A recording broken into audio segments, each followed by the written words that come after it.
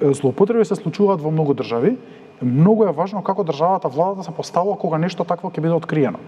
Во моето министерство јас имам поднесено 15 кривични пријави, ниту држав пресконференции, ниту објаснував, ниту безпотребно правев некоја помпа. Сметав дека се направени злоупотреби за претходните раководства во министерството. Сметав дека се направени злоупотреби, што помали, што поголеми, што од прашањето на безбедност, и сметав дека треба да се повика на одговорност. Дали нешто од тие поднесени кривични пријави е процесуирано или има неколку? Од 15 кривични пријави, 5 се веќе во судска постапка, што значи дека обвинителството ги процесираше и ги поднесе во судот, што значи дека биле издржани и сериозни, со вештачења, со анализи, со дополнувања, со документи. Дел од нив се во постапка во обвинителството, а дел од нив чекам да обвинителството започне постапка.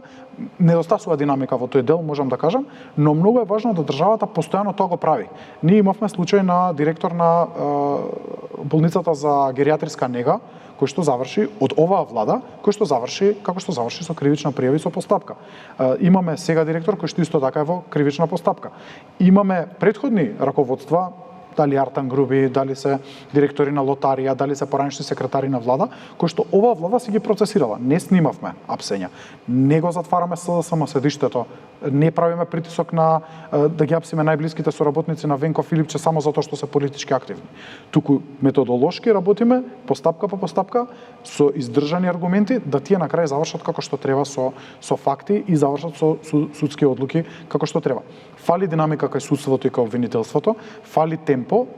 Тие работат барем во случаите кои што јас сум ги следал, кога им давате целосен предмет со вештачења, со анализи, практично ја вршите и нивната работа се поекспедитивни, кога треба да работат самите малку се побавни, така што треба малку темпото да го зголемат на активност и тие, но борбата против корупција започнува во сопствениот двор. Ако без дискриминација анализирате што правели претходниците, но се соочувате со што се случува сега, тогаш ќе имате резултати, и затоа не постојат блокади на ИПАРД средствата како што опозицијата сака да зборува, туку тоа е пауза од наша страна како Министерство за финансии и влада да видиме, да проанализираме дали имало злоупотреби, па потоа да продолжи процесот. Истото беше во фондот